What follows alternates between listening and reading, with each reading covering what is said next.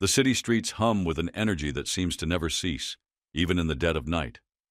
From the flickering neon lights to the distant echoes of car horns, the pulse of the metropolis never wanes.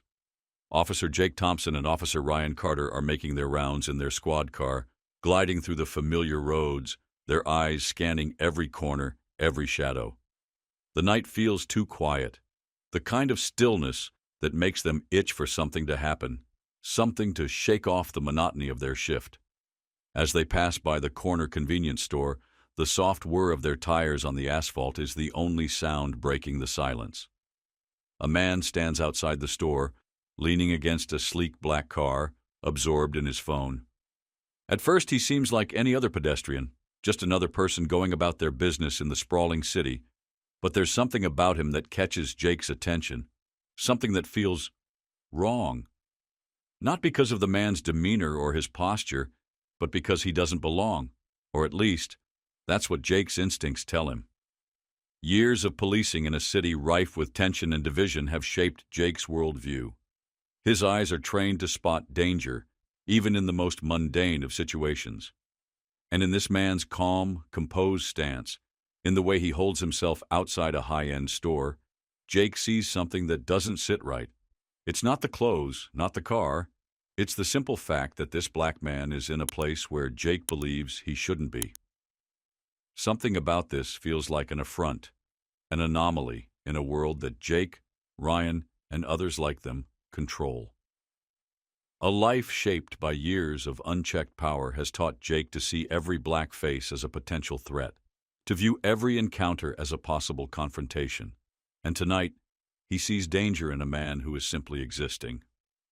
Without thinking, Jake slows the car, his eyes never leaving the stranger.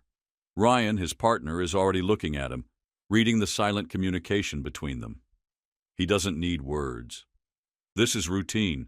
A traffic stop here, an unnecessary search there, a pattern they've followed countless times before. There's nothing new in this. They're just doing their job, or so they tell themselves. They've done it 1,000 times before. Why should this be any different? It's almost like a game. Stop, interrogate, move on. Malcolm Carter, the man they've marked as suspicious, notices the car approaching. He looks up, his face calm, almost detached. He's no stranger to this kind of interaction. The unnecessary stops, the questions that feel more like accusations, the palpable assumption that his presence in certain spaces must be a mistake.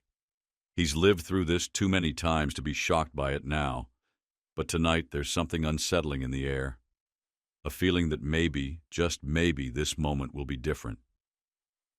The officers pull up and the tension in the air thickens, the quiet night broken by the sound of doors slamming shut as Jake and Ryan step out.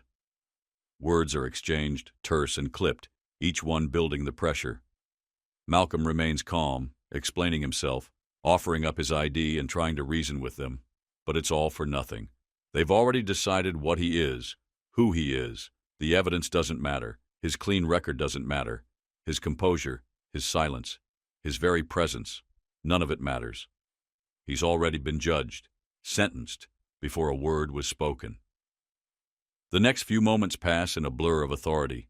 Hands cuffed behind his back, Malcolm is pressed against the side of his own car, his dignity stripped away in an instant.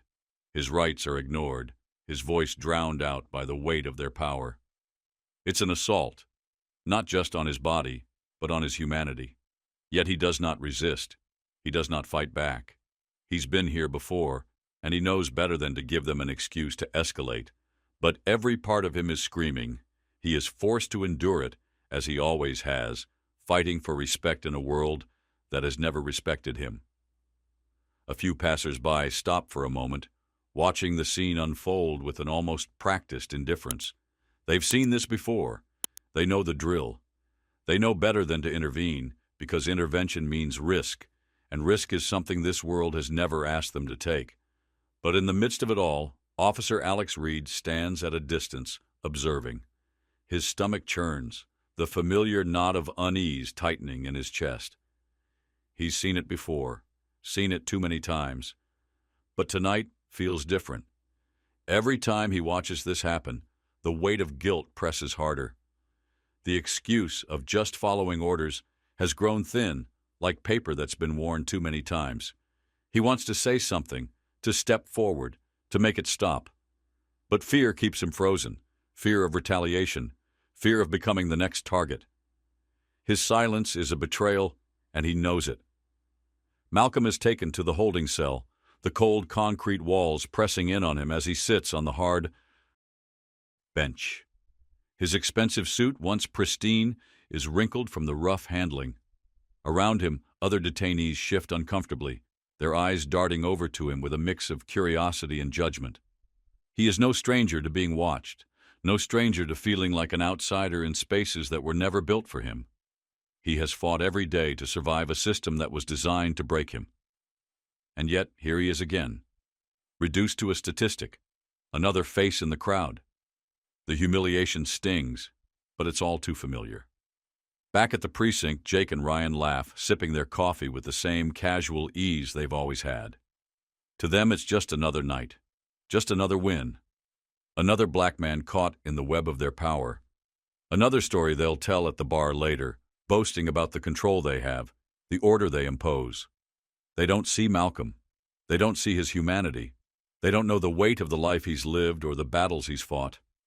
To them, he is just another number, another case to file away. Alex watches, standing at the doorway, feeling the walls closing in on him. He tells himself it's not his fault, that he's just doing his job. But the words ring hollow in his mind. He's seen this before, too many times, and every time it feels worse. The guilt gnaws at him, a constant reminder that by doing nothing, he is complicit. The next morning, Jake and Ryan walk into the courthouse with the same sense of smug confidence they always carry. This is just another day at work, another case, another minor infraction. They're untouchable, or so they think. When they step into the courtroom, they freeze. There, sitting at the judge's bench, is the very man they arrested the night before, Judge Malcolm Carter. Dressed in his black robes, the symbol of authority, he commands the room with a quiet presence that sends a chill through the officers' bones. It takes them a moment to fully process what they are seeing. The man they humiliated, the man they degraded, is now the one holding their fate in his hands. For the first time, they feel fear, not the fear of physical harm, but the fear of losing control, the fear of facing justice. Malcolm's face remains unchanged. He doesn't smirk, doesn't show any trace of satisfaction. His expression is stoic, neutral. But his presence speaks volumes, a message more powerful than any words he could say. The room falls silent as the tension rises, the weight of what's happening sinking in. Jake and Ryan stand there motionless, their confidence shattered. For the first time, they understand what it feels like to be powerless. Malcolm takes a deep breath, the weight of his past experiences swirling in his mind. He remembers the times he was pulled over simply for being black, for fitting a description. He remembers the college professor who doubted his worth, who assumed he was only there because of quotas. He remembers studying harder than anyone else, knowing that failure wasn't just a setback. It was a death sentence in a system designed to keep him down. Every step of his journey has been a battle, a fight to prove that he belongs, that he is worthy of respect. And now he sits in the seat of power, the very seat that men like Jake and Ryan could never imagine him in. But still, he refuses to let his past cloud his judgment. He will not let personal history dictate the outcome of this case. The evidence is clear. The prosecutor presents security footage showing Malcolm's lawful behavior at the time of his arrest. Witnesses testify to his innocence, his composure, his respect for the law. Records of Jake and Ryan's previous complaints, their history of racial profiling, are brought into the light. The case against them unravels with each passing minute. The truth becomes undeniable. Jake and Ryan, once so sure of their authority, now sit in silence. The weight of their own actions presses down on them, suffocating. For the first time, they are the ones being judged. During a recess, Jake and Ryan request a private meeting with Malcolm. They try to spin their actions as a misunderstanding, hoping to appeal to him, to make him see that they were only doing their job. But it's too late. Malcolm remains impassive, his gaze unwavering. The moment of desperation in their eyes is clear, but they are already beyond redemption. The turning point comes when Alex takes the stand. At first, he hesitates. His nerves are palpable, his voice shaky.